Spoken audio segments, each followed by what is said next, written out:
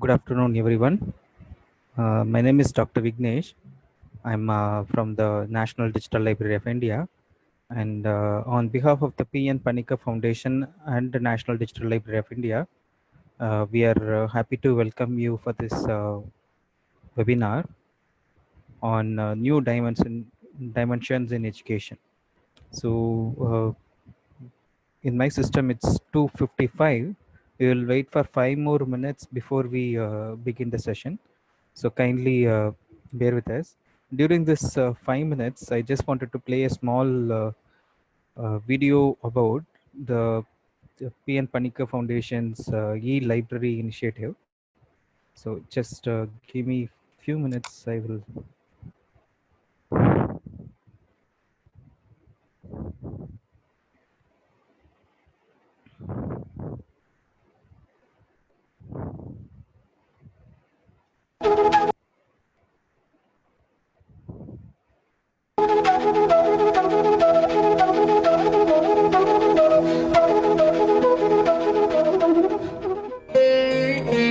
P.N. Panikka, a people's leader who is well known as the father of library and literacy movement in Kerala.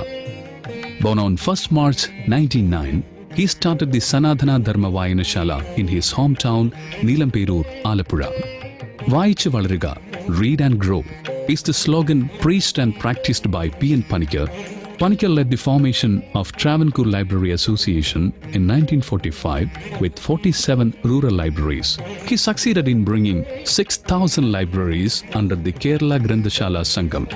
This is one of the largest public library network in the world. Government of Kerala is observing 19th June as the Vayana Dinam, Reading Day, and 19th to 25th June as Vayana Varam, Reading Week. The P.N. Panikka Foundation is an offshoot initiative of KEDAS and was formed in remembrance of P.N. Panikka under the chairmanship of Justice V.R. Krishnaiyer.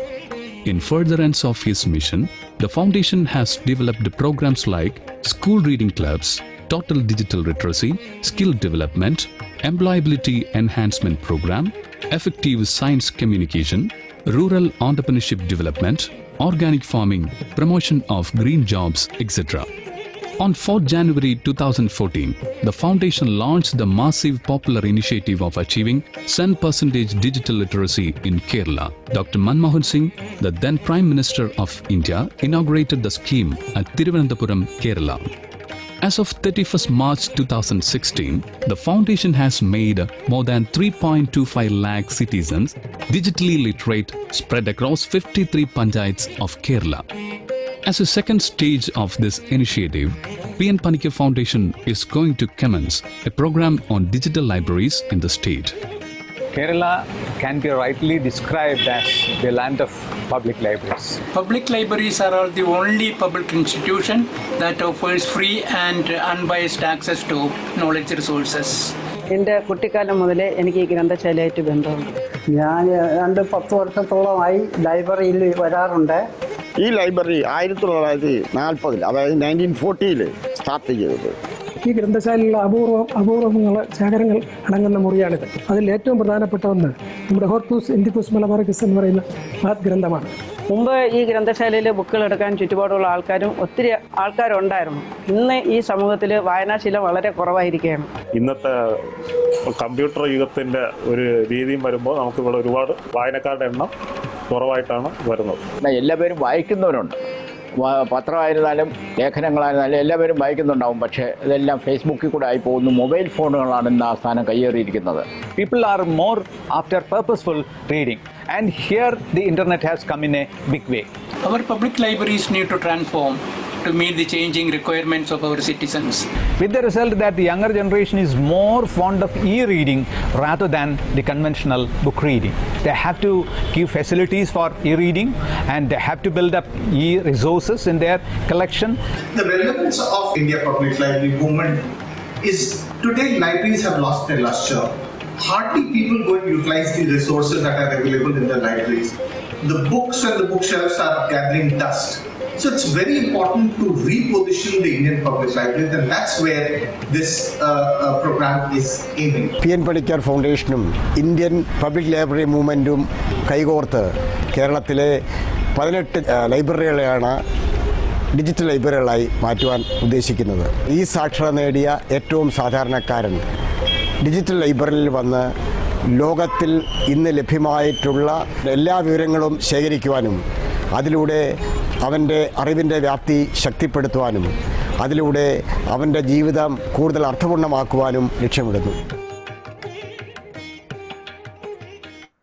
Okay, so that was a quick video of the digital library initiative of the P.N. Panikkar Foundation. So now I invite Shri N. Balagopalji to inaugurate this webinar, and today's resource person for this webinar is Shri B.S. Basi. Over to Balagopalji. Yes, thank you, Dr. Vignesh. Today we are having a interaction with Mr. U.S. Basi. He is one of the veterans in Kerala. He initiated the computer manufacturing of computer in 1984, and then he has become one of the main man in making government of Kerala to start the Technopark in Trivandrum. At that time, Technopark, the development of Technopark, it was very rare, and Kerala had the privilege of having this Technopark because of people like Dr. Basi, who initiated this. He convinced the government to have a Technopark in Trivandrum so that knowledge-based industries can be put up there. And now he is one of the advocates of these knowledge-based industries and knowledge societies. I invite Dr. Vignesh, Dr. B.S. Basi to make a speech on new dimensions of education. Mr. Basi.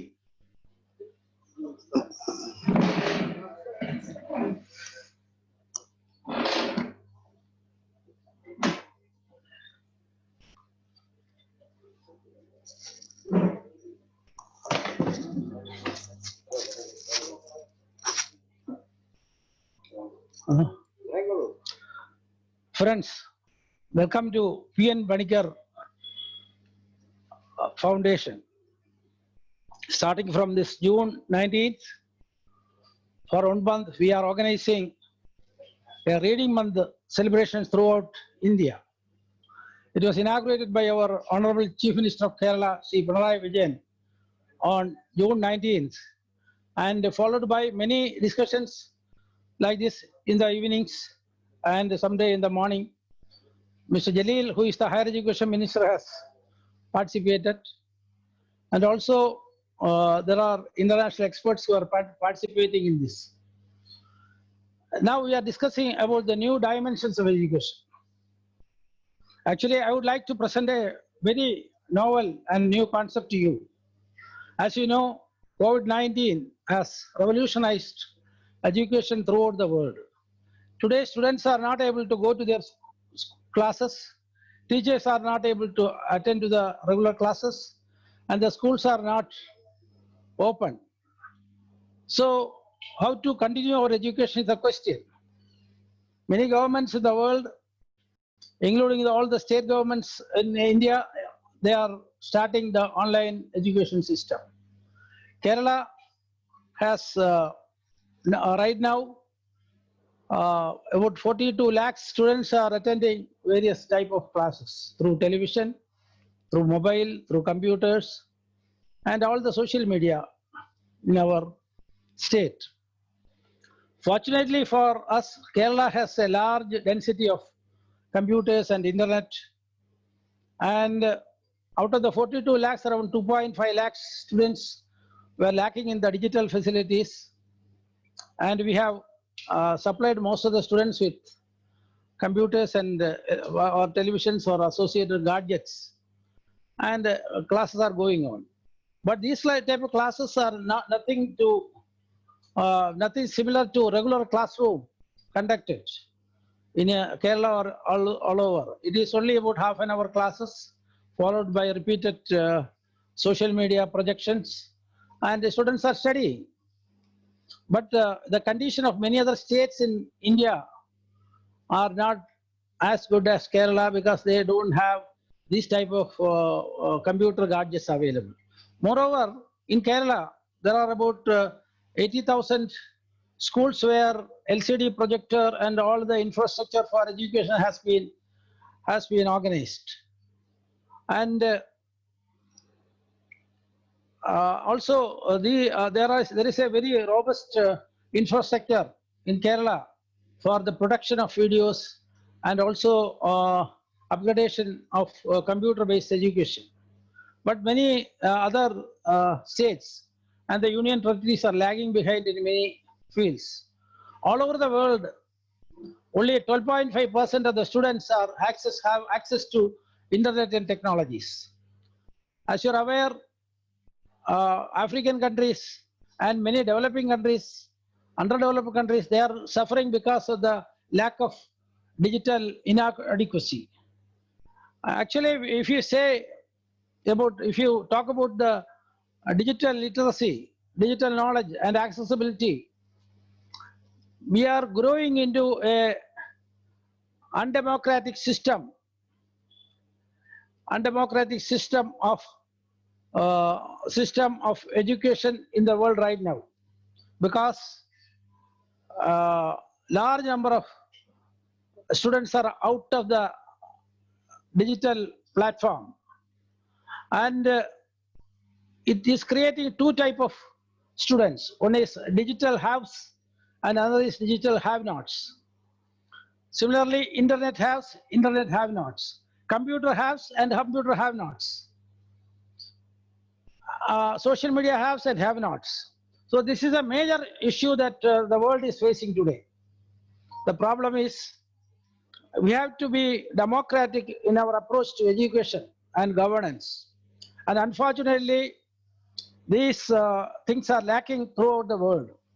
And I think the governments and even the corporations who make a lot of money out of the sales of hardware and software for education, all these people are responsible. They have to give some support to the people who don't have all these facilities.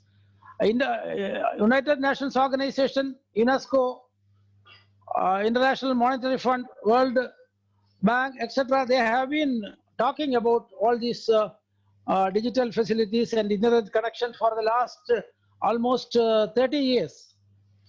In fact, during the millennium, because in the Millennium Development Goals of United Nations Organization, one of the major thrusts was education, and it exhorted all the governments all over to invest in the internet infrastructure. In Kerala, we are now having a lot of investment in this field. As I told you earlier, about 80,000 schools are covered with all the modern facilities of computers, or projectors, and LCD projectors, and also all other associated facilities. Lakhs of teachers have been trained. But it is not the case with many other states and many other countries in the world. So it is in this context that we are talking about new dimensions of education. When we talk about the new dimensions of education, we have to definitely consider technology as an important point. If you look at the evolution of education from the Gurukula system in India, for even 2,000, 3,000 years ago, in the time of Veda and Upanishads, we had the Gurukula system. Then came the foreign invaders, including Persians, and Persia became the national language at one point. When the English came, they started English education. Lord Macaulay is the person who devised an education system for India, and we continue with that for so long. And if you look at the education evolved in development after the independence, the contribution of Rajiv Gandhi And the new educational policy, national policy on education, that has given a lot of thrust to the national education system as well as technology development, etc. Then came the Yashpal Commission. Yashpal Commission in the 90s, they came out with wonderful ideas, but they lacked practical vision as to how to implement it. Later on, many new policies have come. Right now, the government of India is also having an educational policy in the anvil, and we are moving ahead. It is at this point that we are talking about education. As you know, government of India has come out with a lot of schemes, National Digital Library, then you have NBTL, then you have Swayam Prabha, and various online channels, social media channels. Similarly, the satellite channels, now government is starting 12 channels to supply education, to provide education to first standard to 12th standard. These are happening in our country. But if you look at the evolution, as you are aware, in the system itself, there is something lacking. If you look at the international scenario, you have a lot of tools right now available, platforms available like Google Classroom, Google Meet, then Microsoft Teams. These are some of the tools, and you have Zoom, you have Cisco WebEx, you have BlueJeans. All these technologies are available. And for the broadcasting system, you have open broadcasting system today. A student sitting anywhere in the world can access any teacher in any part of the world through these type of systems. Teacher can sit in the US and take a class to a student in Hyderabad. A teacher in Madras can, Chennai can talk to a student in London or elsewhere, and they can conduct the classes. This opens a great opportunity for us. Because of all this technology and also platforms, a lot of courses are available online. Indira Gandhi Open University is providing number of distance education programs. Many universities in the country, they are also providing these facilities. All over the world, if you look at, there are many EDX. For example, in the United States, the initiative of federal government, under the initiative of federal government, about 21 universities joined together, including Harvard and Princeton and all those, one of the best universities in the United States. And they have started a platform called EDX. Similarly, you have Udacity and a number of such private multinational corporations providing education to the students all over the world. And also there are technology support from Australia. You have a tool, you have a company called Moodle, which provides free access to free open source tools for creation of platforms. Many universities in Australia and elsewhere using this tool to develop a university online. So these are all good signs, and many courses are offered from, for example, Harvard University is providing their sophomore courses, their first year, second year courses mostly online, so that any student from anywhere in the world can access these materials at a very cheap cost and get a certification on maybe a short certification for 3 months up to 1 year, 2 years, like that. Some universities like Phoenix University and various other institutions, they are offering full-fledged MBAs, medical and paramedical courses. In medical and paramedical, not only online, but also they will provide the support systems and the practical facilities. Actually, in the emerging scenario, it is better to have a blended system of learning. Blended system means partly the conventional system and also partly the online education. So supplement the classroom education or the current university education system with the additional resources and additional technology from either from that university itself or from any university in the world. The advantage today is any teacher, the best brains in the world, the best brains in the world can provide their information, and the students all over the world all over the world, they can access this information. So there is an opportunity for people to access the best contents and best learning materials, and they can get certification and degrees, etc., etc.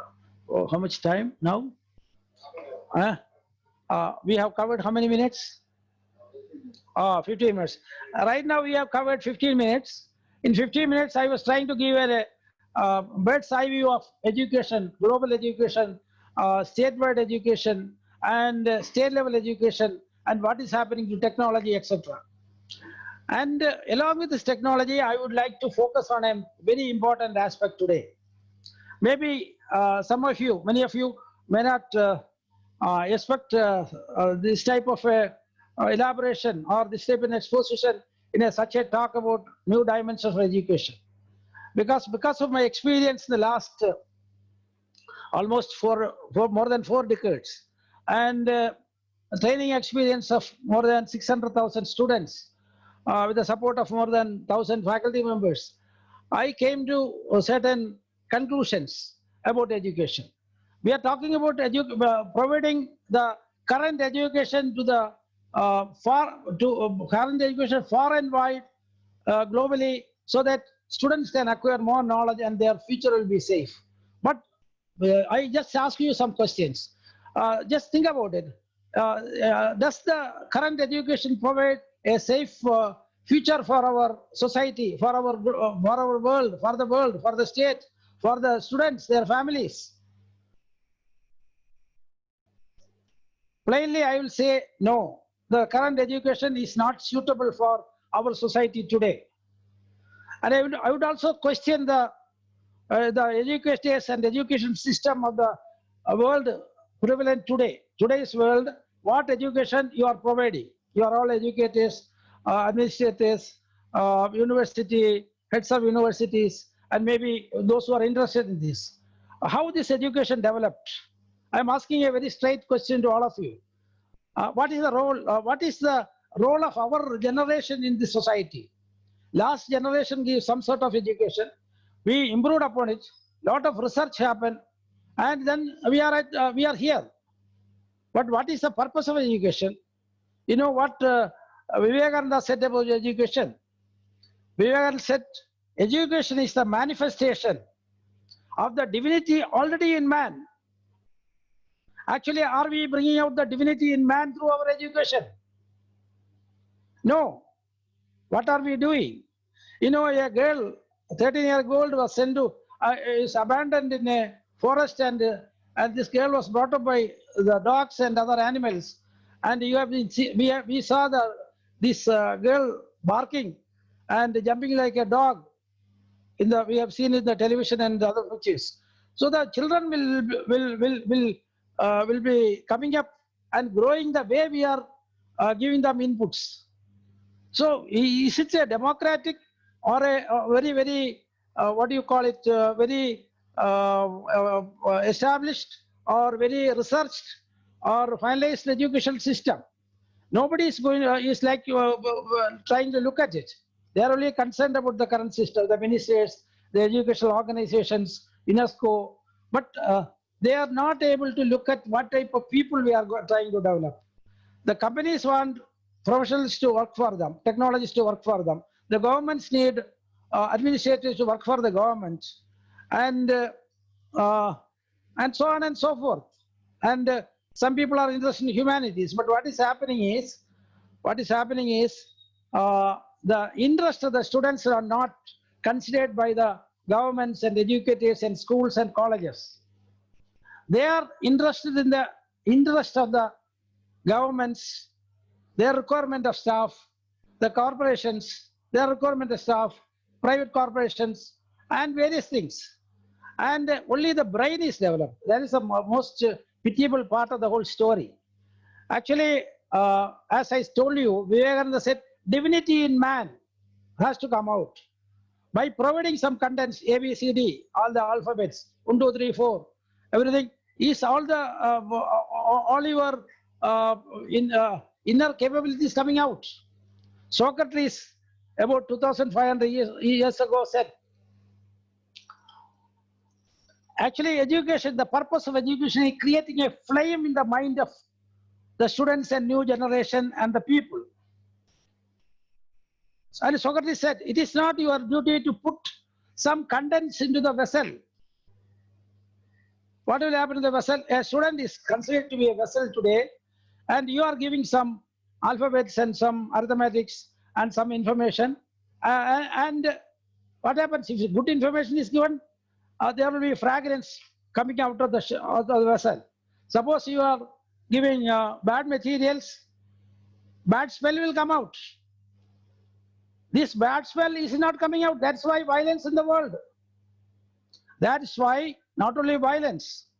I'm talking about the suicide, criminal offense, criminal activities, sectarian strikes, wars in the world, in the name of religion, in the name of countries. What is this?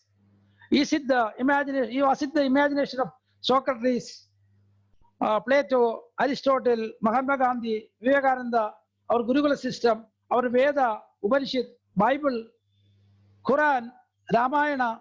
Was it the ideals? Is it education? Who defined education? Nobody is thinking about it. When we talk about it, you just have to. Our minister is saying this. This is our system. Nobody has devised system. It evolved because of the market pressures, and we are at this educational juncture. My dear friends, we have to be shameful about our education. This is so. When we are talking about new dimension of education, I would exhort all of you to think, get out of a slumber, and be awake, arise, and think about education. Otherwise, no meaning in these type of seminars and discussions, etc. And then we will be publishing some souvenirs. My dear, I am a revolutionary by nature. So what type of revolution we can bring to education is important. Why revolution? Because today, whatever ills that the society is facing is because of the education, because of the schools, because of the teachers. Of course, there are good things about it. I'm not denying that, but there are many side effects and bad things. My dear friends, coming to my experience, I'm telling you, you have to invoke the power of their subconscious mind along with the conscious mind while teaching the students. I don't know how many understood this. The power of subconscious mind. What are we giving? As a child evolves from the early ages, what happens? He or she, the small child, is seeing a lot of things in their household, outside, and they take the photographs all. Their mind is one of the biggest cameras in the world. It can store millions and trillions, billions and trillions of information. All these informations are collected by the students, the children before the age of 4 or 5. Actually, mostly it happens before the age of 2 and up to 3. And then it evolves. And after that, the student go to school, college, etc., and acquire all these degrees. But the type of information that he is collecting and the knowledge he is acquiring at the early stage, from 0 to 6 months, 6 months to 1 year, 1 year to 1.5, to like that, every 6 months, you know, the information they have collected and the knowledge they have is far more than what they are knowing today. You are only talking about some books and reading and reproduction. The knowledge is far beyond all these inputs you are giving.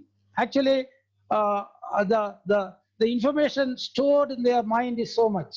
But what happens through our logical education, our analytical education, is that we are filling that vessel, that mind, with a lot of material.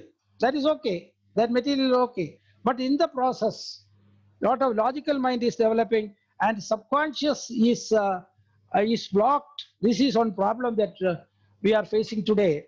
Many psychologists and international experts have agreed to this point. Many research have already gone into these details, and they are telling the best brains, best minds of the world are produced because of the utilization of the subconscious mind also. So what is the subconscious mind?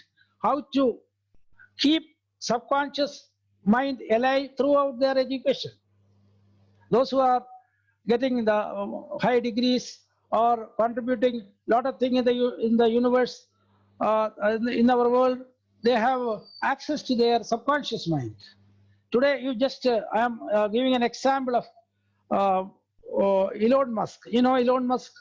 Elon Musk sent his shuttle to the space station 2-3 weeks back, and he sent 2 Americans to the space station using his space shuttle. And he could imagine,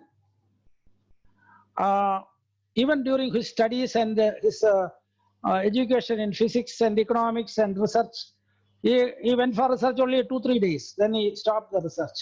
But he can imagine today he is planning to send 100 people in every flight to various satellites like Moon, Mars. He wants to set up a colony, and things are on.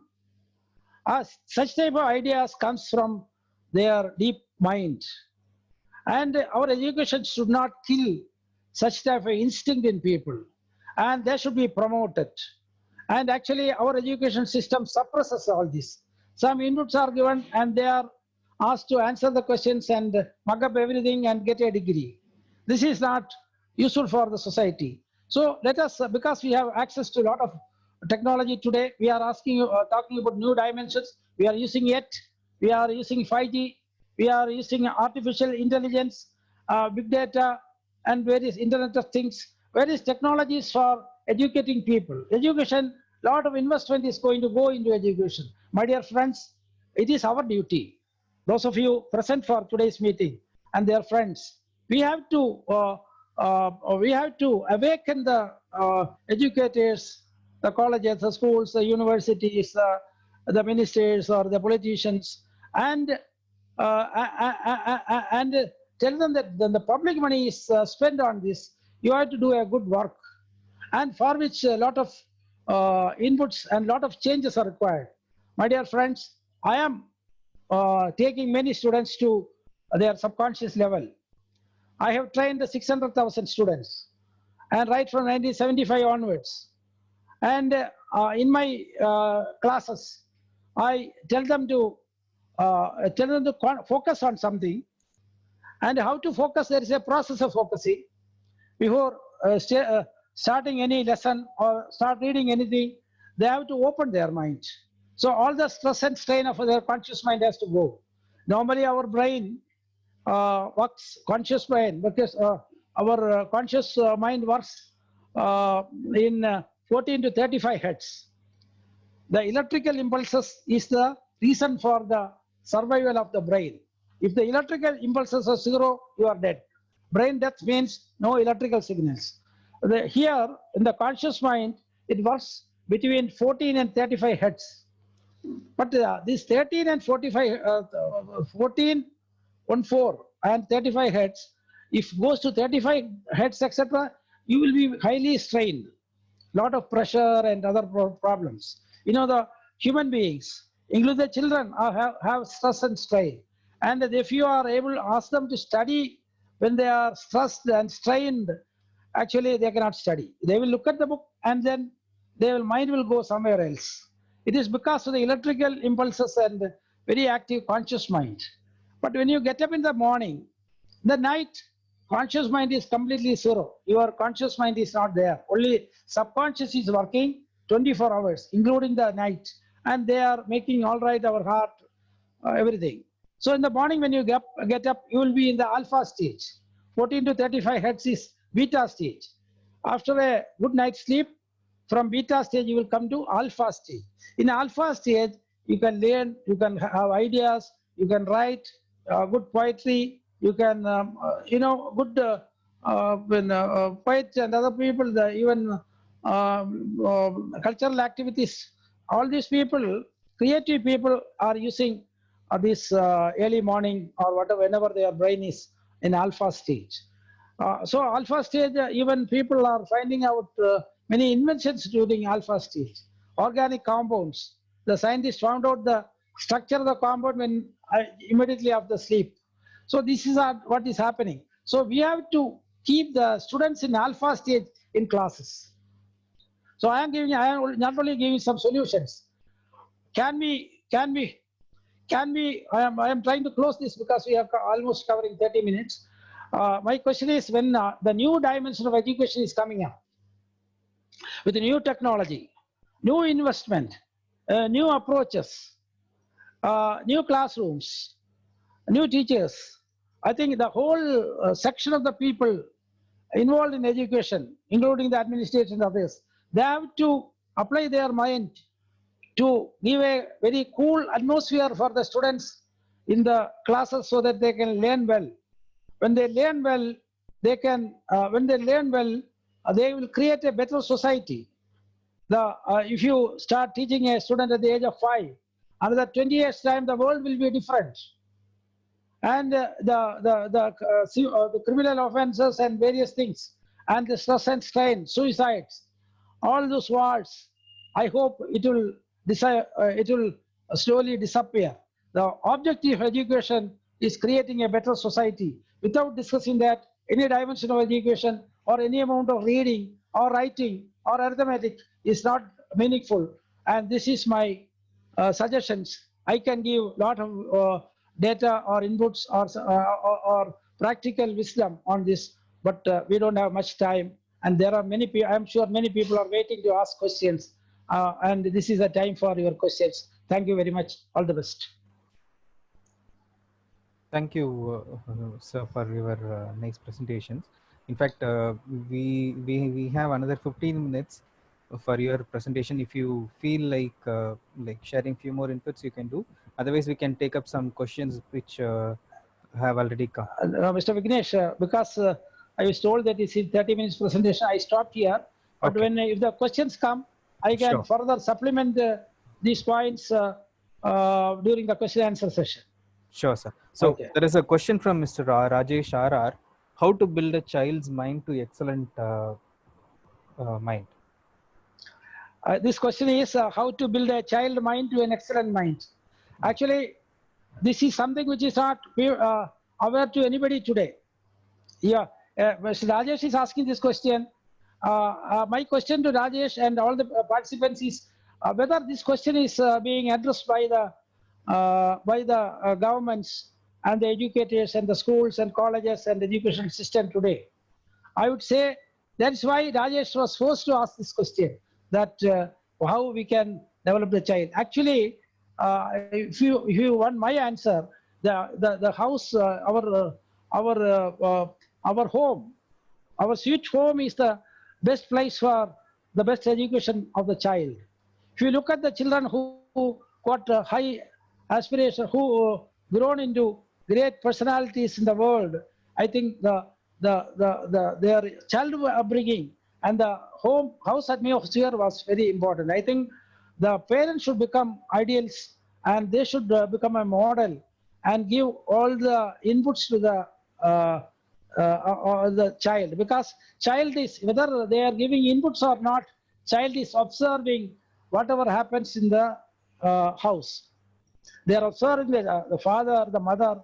Suppose the father and mother have a quarrel and the child observes that quarrel, and continuous quarrel means when they go to the school they will quarrel, and when they become a young man and they marry, their marriage will be spoiled because of the father and mother.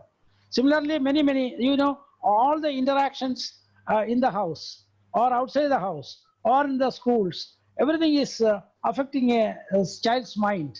And when a lot of these negative emotions go into the child's mind, what happens is he is not able to use the positive mind.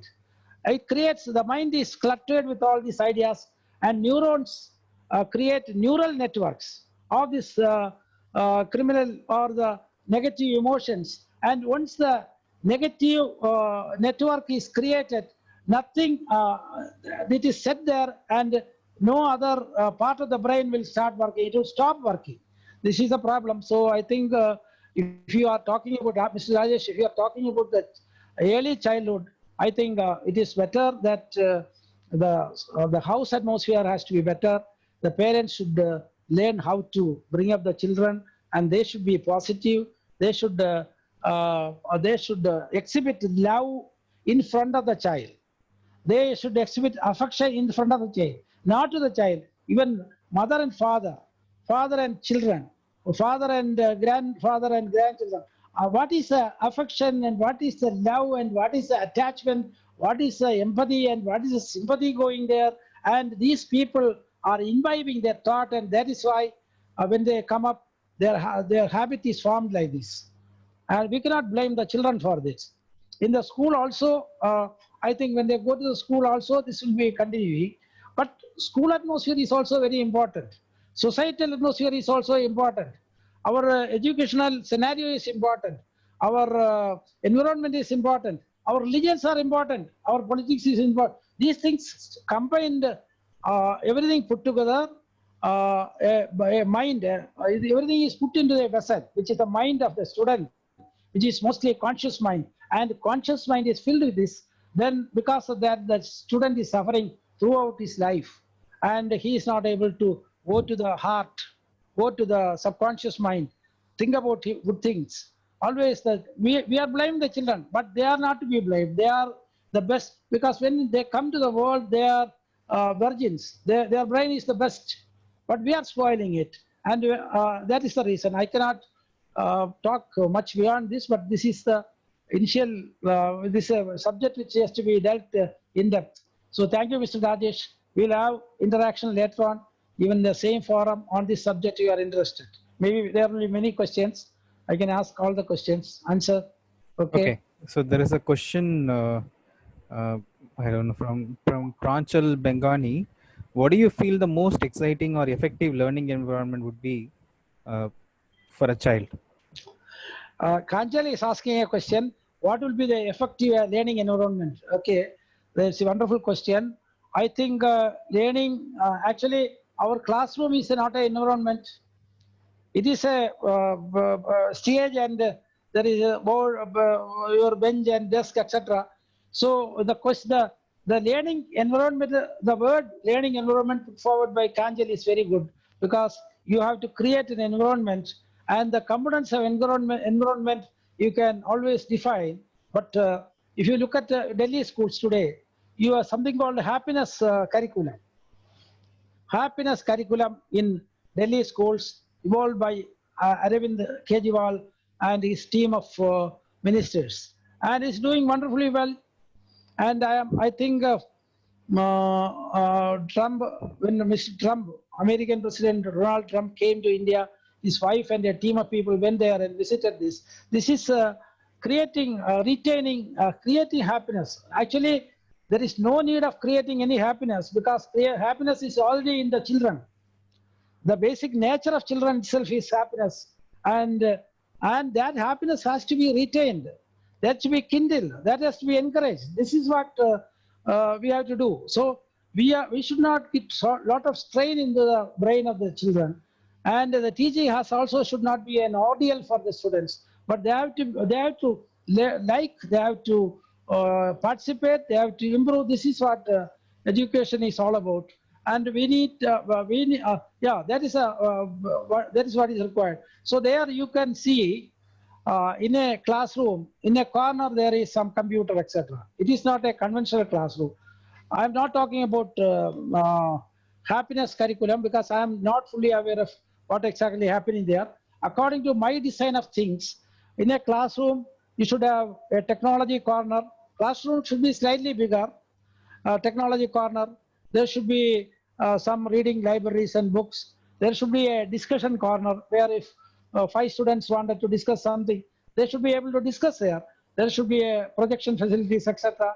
There should be also the tools and certain gadgets to kindle their interest in the scientific subject and various other subjects. So it should be a sort of teacher should become a facilitator, not a arbitrator or not a dictator.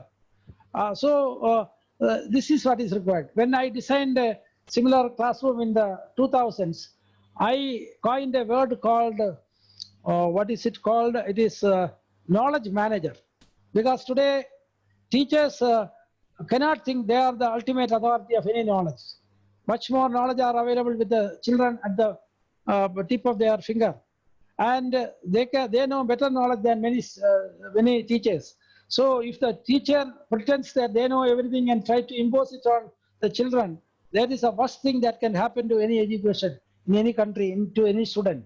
Today, their interest has to be kindled, and the manager of the knowledge, teacher is the manager of the knowledge, and the teacher has to work hard to demonstrate things, to understand the student people, take them at ease, keep their happiness mind intact, and provide all the facilities, encourage them to discuss, brainstorm things, and I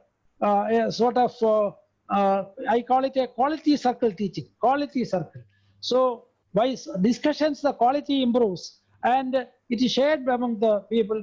And this is a very vast subject, which again I am suggesting, Mr. Kanjal, we can discuss it further, but teacher has to transform, schools should transform into places of knowledge sharing, knowledge enrichment, knowledge empowerment, and knowledge dissemination, not communication alone. Communication, one-sided communication is not the answer to education. Thank you. So there is a question which almost 10-15 participants have asked. This 15 participants have asked one question. Almost the same question. Almost, okay, very good, very good. So the question is, how can we help the students if they are in depression? I don't know how. Okay, I am a psychologist also. Okay. So I can, with my limited knowledge of psychology and electronic multimedia and communication, etc., I can try to answer this question. Actually, depression is the result of a mind or a brain where mind is cluttered with many things which they are not digesting, and they are not able to escape from the clutches of the conscious mind. If you don't understand the full implication of the conscious mind, I would tell you that this cluttered mind is whatever inputs we are giving. In the house, you have a lot of problems. In the school, they have a lot of problems. All these problems, they are not able to solve. They are not able to take a position on that. They find that they are not able to excel others, because parents always say you have to excel. Your mark is less. They say you got only 95 marks. Your friend got 99 marks. These type of comments from the parents, you can understand. What about the parent? When this parent who is asking for 99, when this parent was in school, how many marks he got? Maybe 60 or 55. And now he wants his son to be 99. So these type of inputs, when it is given to the children, they cannot digest it. Moreover, their ability to expand their mind, their ability to utilize their brain in full capacity is diminished because of education. I would say depression is also one of the outputs of the education system. Education makes children depressed. Why? So because education is filling the vessel, the brain, especially conscious mind is only 10%. 10% of the mind is conscious mind. And when they are filling the 10% with a lot of unnecessary negative emotions and thoughts and feelings and emotions, children become restless. They don't know how to answer. They can use only 10% of the brain because 90% is wasted. There is a critical mind filter between conscious mind and subconscious mind. That critical mind filter, conscious mind is creating. Conscious mind, how it creates? We are creating a critical mind filter because of our religious, our environmental, educational, and social logics. So we are giving, actually, when the student is able to get rid of his conscious mind and use, when it is having access to the subconscious mind, I'm sure his depression will go away. I am not giving you a medical advice, or that the psychiatrist will do it. But as a psychologist, I can give you some inputs that it is relaxing, making the son or daughter relax is first step. And unfortunately, the parents are and teachers are unable to, incapable of using their capability to make the students at ease and mind at ease, so that their electroencephalogram, which is at 14 to 35 hertz in the conscious mind, is coming back to 14 to 7, 4 to 7, from 14 to 35 beta stage. If the student is able to calm down and come to 7 to 14, you are in alpha stage and beta alpha stage. You will come back from beta stage to alpha stage. At that time, subconscious mind, 90% of your brain will come work along with the 10%.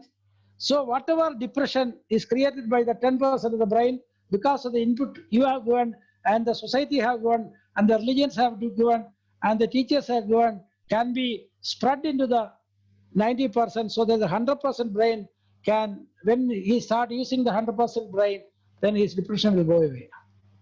Thank you. If you want to explain further, I can do it, because there are 15 people. Subsidiary question can be asked. Anybody want to ask further questions on that? I will answer that. Okay, thank you. There is already one more question similar to this. In this COVID-19, it's a pandemic situation, when the students are not able to personally meet their teachers or friends, they're like at home. So this also adds up to their depressed mind. So how do you help in that kind of a situation? So that's an additional supplementary question that has come. Actually, the question is, for the information of all the people, the question is that the COVID-19 students are at home, they are having a lot of stress and strain, the space is limited. At this point, this type of behavior, then depression. You need not say it is depression, because this is a doctor's defined word for a particular condition of the mind, which is which they call it depression, and they give a lot of medicines also. But I don't know whether that is the right solution. I think if they are real having problem, they have to get the help of the counselors, because parents and the family members, when they are trying to calm down this person and try to change their mind or get them out of this, they will try to resist or retort, or whatever they say, they will not listen.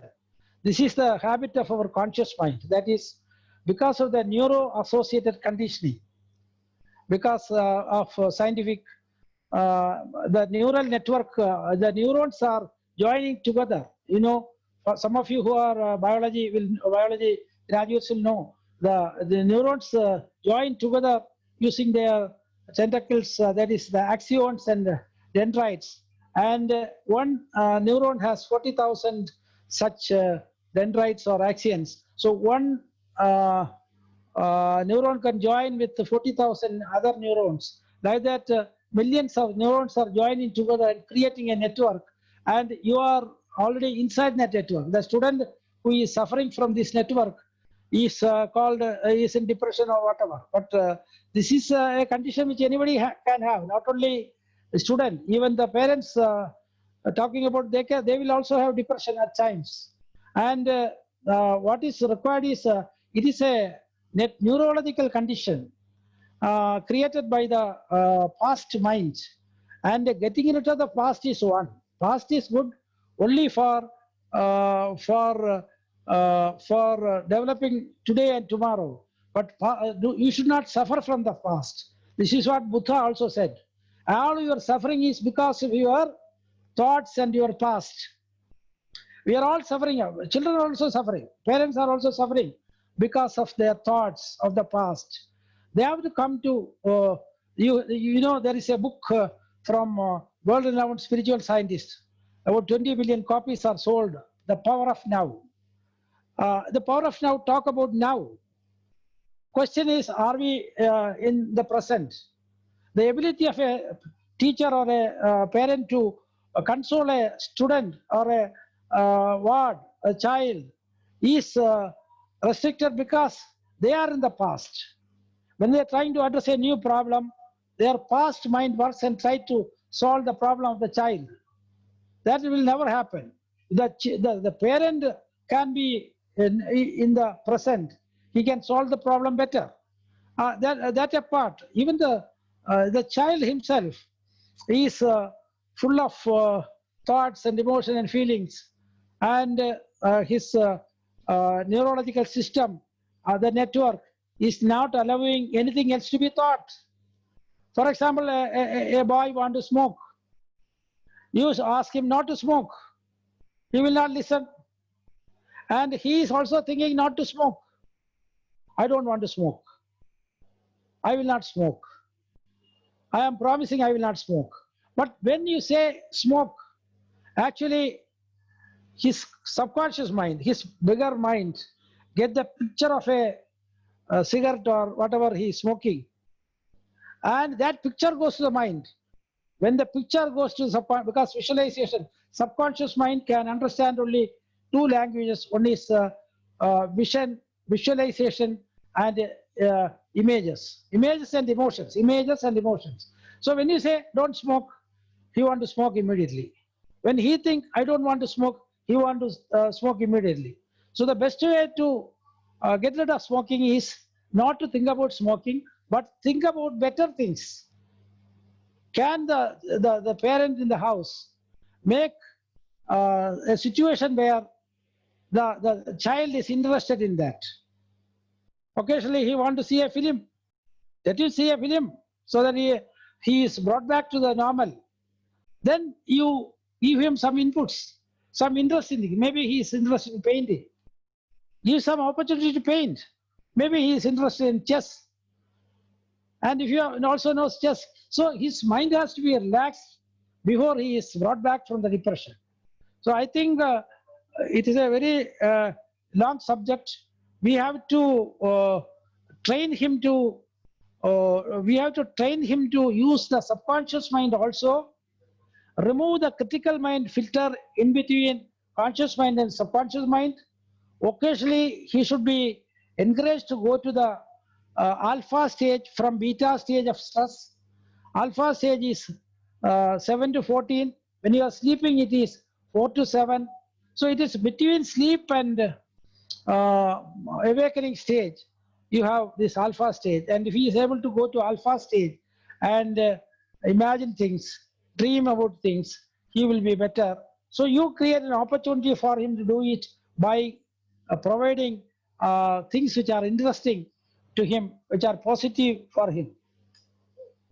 Okay. Now 4 o'clock, another 6 minutes more, I think, Vignesh. Okay. Yeah. So there is. Yeah. So we have 8 more minutes for. 8 minutes more. If you want to make my answers brief, I can do it. Yeah. Couple of more questions. So far we have spoken about the students, and you mentioned about happiness curriculum for children. No. But one of the critical person in the environment is the teacher. What about the happiness of the teacher? So that is an important question from one of the participants. Yeah. Right. Actually, when you talk about new paradigm in education, because when you are talking about new dimension, it is not one factor alone. In the initial part of my talk, I was talking about various things like Zoom meeting, internet and technology, artificial intelligence, and Microsoft Teams and Google, and various things, all technology related things. And then we talked about teachers and students. So the shift in if the education system has to escape from the current scenario, the most important thing is this is an overall revolution which has to take place. The revolution has to take place in the minds of the educational administrators and the political leaders and the other industry experts and others. So we cannot really say students are like this. Why don't we change the teachers also? Teachers will also change. But what about the political leaders? What is their knowledge of education? What about the systems and the research happening in the world? UNESCO is doing something. they had Millennium Development Goals which has to be achieved by 2000. At least part of it, whether they have achieved or not. And now they are talking about sustaining development goals which will go for many years. So here, the problem is not from the micro level or the grassroots level. Grassroots level, yes, a lot of things has to be done, but overall it has to take place at both level, from the macro level as well as the micro level. Then it will come together and a solution will emerge. Asking the basic question we are asking, the question is about teachers, isn't it? Teachers, yes, yeah. Teachers, we are talking about teachers. The same problem, teachers are also the victims of the same problem, same situation, same environment, same social structure, same religious structure, same political structure. We cannot escape, we can say teachers are different. For the last, maybe a teacher will become a teacher at the age of 25 or whatever, goes up to 60, 70.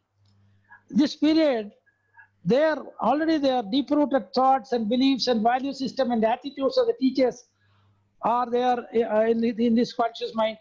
His brain network or her brain network is completely filled with all type of emotions, feelings, concepts, perceptions. All these things are in a way limiting their ability to tackle the classes. According to me, teachers and students should undergo a rapid transformation. This rapid transformation is conscious mind to subconscious mind, or using the full brain for teaching and studying. Full brain means, along with conscious mind, another 90% adding subconscious mind. But the problem here is this going from beta stage to alpha stage, conscious to subconscious mind, cannot be taught by anybody. It cannot be understood by anybody. You can only practice it. Teaching is okay. So this is a practice. In our Gurukula system or similar systems around the world, what is happening in the education? You have Krishnamurti schools all over the world, in London, in Rishi Valley, in various places. He used his spiritual wisdom in the education process. Thousands of people who came out of that schools from Rishi Valley in Andhra Pradesh near Chennai, there are very creative people, many film directors, many actors. So how come only those people are becoming creative? So the teachers, the type of training given to teachers for B.Ed or M.Ed or PhD, this is only some ways of improving their conscious mind and creating a network and becoming a slave of that. A teacher should be a slave of his own mind. The mind, just like he has created his body by eating food and various items, he has created his mind because of a lot of inputs from the schools and colleges and books and newspapers, etc. He should get rid of, he should not suffer from that problem, that network. He should come out of those networks and be independent. He should be free. A free teacher a free and democratic teacher can only be a best teacher. So I will exhort all the teachers to be free and democratic. I will exhort all of them to be happy. They should get rid of their negative emotion, not only about the students, all the negative emotions in their house, in the society, with others, their peers. Should go out. Otherwise, he is not a good teacher. He has to be positive. He has to be happy. He should have sympathy and empathy for the students. Then automatically this comes. In my concept of this knowledge manager, students, the teachers become the manager of happiness, the manager of emotions, the manager of technology, the manager of whatever we are talking, manager of mind. Then the teacher can become a teacher. The question is whether the teachers are sincere or not. Whether who are advocating about change of the teachers, are they sincere about it? They are sincere, they can change themselves first, and then they change the teachers. They can change the students. They can change the world. This is the only the change will happen inside us. Then only we can change others. Sir, Thank one last question. Last question. Okay. Yes, last question. So Okay. this question is from Ms. Bindu Chawla, and Oh. it's a very interesting question. Her question Okay. is: so far in the last couple of months, we have gone through during this pandemic, we have gone to this digital learning space. Okay. But what will happen after post-COVID? When the schools open, do we have to take a U-turn back to the normal classroom? How are we going to manage it? So Okay, very interesting question. The question is, in the COVID era, today we are using all this technology online, Google Classroom or Microsoft Teams or Zoom or whatever, open broadcasting system or whatever. But after that, what will happen? Actually speaking, this online education has not evolved just now. Every country all over the world for the last almost 30 years, this is evolving in one fashion or other. Many universities in US, like Phoenix University, started MBA courses as early 90s they started. So it so happened that because of the COVID, whatever infrastructure, whatever technology, whatever expertise, whatever software is available with people, they are using. For example, Kerala, because we have evolved over a period of time, we have a lot of education infrastructure. Even in the schools, government schools and private schools, we have all the projector, various technologies. Teachers are trained, and we have a Victorious channel where television broadcasting is being done. Even national level also television broadcasting and other things are happening. But because also there is separate departments for production, separate department for educational research, because of that we could implement it here. But after this, even in Kerala, the government is telling this is only a temporary phase. After that, we will go back to the classroom mode. But I'm telling you, whether in Kerala or otherwise, the spirit of online learning and the distance learning, e-learning, etc. will continue. Whatever experience they are gaining during this period, in Kerala, state governments, central government or international organizations, they will put it into the education system. Education system will be enriched with the additional inputs. I was talking about a classroom of in a classroom you have in a corner you have electronic gadgets and software and tools and projection screens, everything. In another corner you have the library and various new knowledge, and you have a lot of discussions, project brainstorming sessions, quality circles. So I think in the emerging scenario, classroom, if we are able to go back to the classroom in the near future, which I am afraid, maybe at least by 2021, early 2021, we may be able to go back to the school system, maybe if the antivirus tablets, etc. is found out. But what is going to happen is, here a blended way of learning is going to exist. Post-COVID is blended way of learning. No classroom alone, no online alone. Classroom education and the online education will be combined. This all combined means there will be more gadgets in the school. Students will have more gadgets at home. There will be more software, more networking, more inputs. So another important point which we are going to problem we are going to face is students are going to be more intelligent than the teachers. So this problem is going to put up a lot of challenges to the teachers. Teachers are going to face, they have to face the music. They have to work at home. After going home, they have to work many hours before next day they are preparing for the classes. This is happening even now. So the teachers will find their jobs very stressful. So we have to make the teachers more stress-free. For making them stress-free, I think we need to give them more motivation, more financial incentives. Along with that, we have to give them the experience of full brain utilization, experience of subconscious utilization, subconscious full mind utilization, subconscious of bringing out the creativity in them, inputs them. These are the efforts which we have to take. Anyway, the post-COVID, the education has going to be brighter, better, and best. Thank you. Thank you so much, sir, for this wonderful session. I think I enjoyed it personally. I think Okay, many of the thank you, participants. Vignesh. You are Thank you, sir. acknowledging that he enjoyed very much. Yes, Okay, I am okay, sure okay. many We of will the have more participants. sessions. Okay, this is Sure. all coming out of me, not because of preparation, because of my experience. It is coming from my inner voice. So that is more important. That's and very important. also that voice will be seen in that voice and that impression. The participants will get because they are emotionally attached to what I am emotionally attached to what I say. This is what the educators and the teachers and the students have to do. They have to be emotionally attached to what they do. Then they are emotionally attached, they will go to the subconscious. Thank you. Sure. If Thank you. anybody want more inputs on subconscious learning, you can contact me through Mr. Balagopan, who is a veteran of this field. Okay, all the best. All the best. Thank you. Thank you, sir. Thank you. Thank you. Bye bye. Thank you. For all the participants, my humble request to you, I have already shared the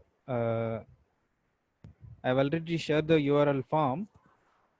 I'm sharing it again, feedback form URL. What you need to do is click on this URL, go to that page, you fill your basic details. Suppose if you are not registered for this webinar through that our page, then you must first register yourself. Otherwise, it will return an error.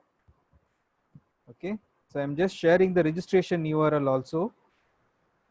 In case if you have not registered yourself, first register yourself from this URL, and then you submit the feedback form URL. Okay. And for people who have not submitted their feedback form, will not be given the certificate, and this entire process is automated. We don't have any control over this system. And this form, feedback form, after every webinar, it will be open only for 1 hour. And I can already see more than 150 people have downloaded certificate in the last 6 minutes. So if you are not doing your job properly, then don't come back and put it in the chat message that you have not got the copy. We are not sending it to anyone. You have to go to the corresponding webinar page. There is a button called feedback. Just click. Suppose if you have not registered, first you register yourself for the webinar and then click on the feedback form. Then you will be able to fill the basic information about you and then submit the feedback form. Then you will get the certificate in the digital format. First, to take the screenshot of the feedback form. Okay. And then on the top, you will have an option to print. So click on that print. Suppose if you have a PDF printer, it's well and good, you will be getting a PDF file. Suppose if you don't have, kindly first install the file. There is a solution tool called Do PDF. Kindly install it and then download. I can clearly see 150 plus people have already downloaded. We are about 300 people. And please don't send an email saying that you have not received the certificate. I don't have any control over this. And don't put it in the next webinar window that you have not got the first webinar certificate, because we have sent a mail to all the participants of how to download their certificate. If you didn't even read your email, then don't come back and put this chat message that you have not downloaded your certificate, you have not got, you have not sent. I can't download it on behalf of you because it asks for basic information. Okay. So kindly don't come back to us complaining that you have not got the certificate for the first webinar. I can surely tell you 98% of the participants who attended the webinar have got the certificates, except very few cases where they have submitted that feedback form, but they couldn't take the screenshot of the certificate. That except that case, 98% of the people have downloaded the certificate. And for people who couldn't do it earlier, who don't check their emails and come back after 2 days, sorry, I don't have any control over it, because it's all computer driven system and we don't have much control over it. So kindly excuse me for this saying this very upright, and because you should be aware, once you submit the feedback form, the certificate is automatically generated. It's not Vignesh or it's not Mr. Balagopal who generates certificate. It's the computer which generates the certificate. Okay. So kindly excuse us for this. And once again, I humbly thank all of you for participating in this today's webinar. And if you have not registered, if it says that you have not registered, it means you have not registered. Okay. So kindly first register yourself from this webinar. So I'm just sending this URL for first registering yourself. First register yourself, and then you will be able to submit the feedback form. No, it will allow you to download, provided if you have a PDF printer. Otherwise, you just take a screenshot of the certificate. That also will do. Take a screenshot of the certificate. You can use it that also as the copy. Okay, so if there are not much questions, then I would like to end this webinar. And on Sunday, we have an interesting storytelling session by Mr. Vikram Sridhar, who is going to talk about, who is going to share stories from India. Okay, this is specifically for children, so kindly bring your children for this session, and that's going to be a joyful session on the Sunday evening from 5 to 6. So see you on Sunday evening by 5 to 6. Thank you. So I'm going to send one last time the URL for feedback form and also the registration form. So here goes the feedback form, and here is the webinar registration form.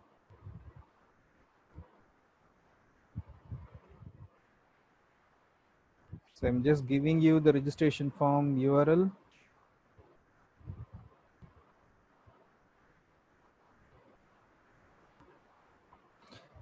We have not scheduled any webinar tomorrow. Day after tomorrow we have a webinar. Thank you, Renuji, for your humble appreciation. I'm deeply humbled by your appreciation. Sorry, we can't mail anybody's certificate, Miss Monisha. This is a purely computer-driven system. Kindly submit your feedback. Once you submit the feedback, you will be able to download your certificate by yourself. We don't have any mechanism through which we can send you the certificate. So kindly excuse us from this. Yeah.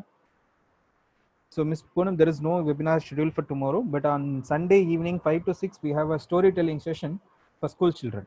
So you can come back on Sunday, and you can also register for this Sunday webinar from this registration URL. So you can go to our, you can keep checking the webinar details from this URL. I'm just sharing this webinar page, which we, as we get new part like webinar confirmation, we have keep updating it here.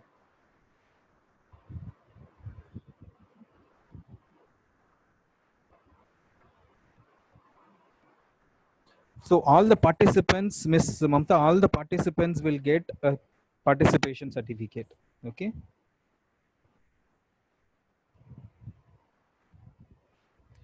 Ms. Sridevi, this system is designed in such a way that this feedback form will be accepted. It can be submitted only within 24 hours. Okay. So suppose today is 26th. It was open till yesterday evening, yesterday afternoon, but yesterday afternoon onwards, it's automatically closed. Even for today's session, it will be open only till tomorrow evening, 4 o'clock. So it's only 24 hours and I can't do anything about it. So kindly download your certificate within 24 hours. And I can tell you as of now, like in the last 12 minutes, 280 people have downloaded a certificate. So it means the system is working and everybody is downloading it. If you don't have a printer, it's okay. Just take a screenshot of the certificate and then paste it in a Paint or Word and then use it as a certificate. Okay. So thank you. Thank you so much. I'm going to end this webinar now. Once again, thank you for your kind participation.